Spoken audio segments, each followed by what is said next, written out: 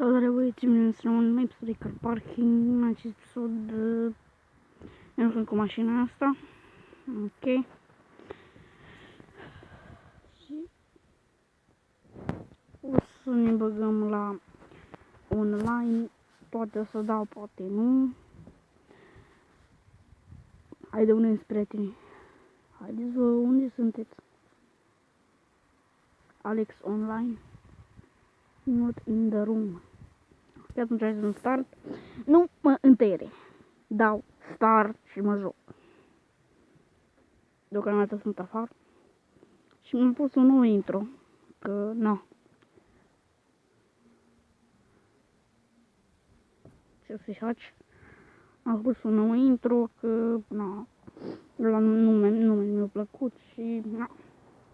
Nici nu ieși bine intro-ul ăla și, nu. Bun, hai că am intrat pe online.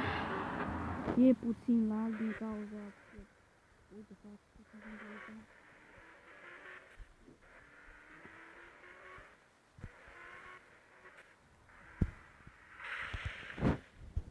ok, deja am făcut accident, hai să ne punem din nou pe... Deja am și zdrobit mașina, frate.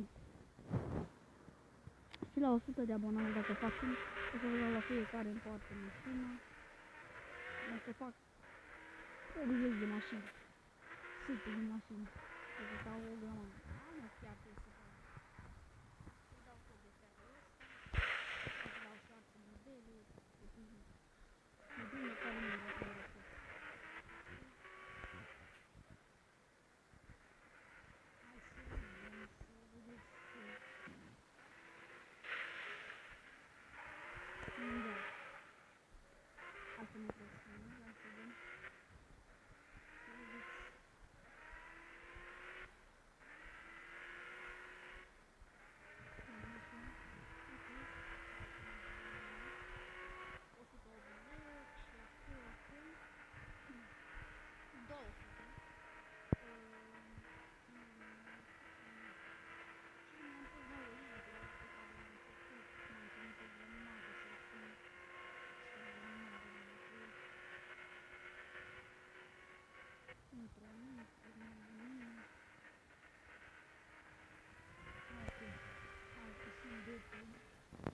De pe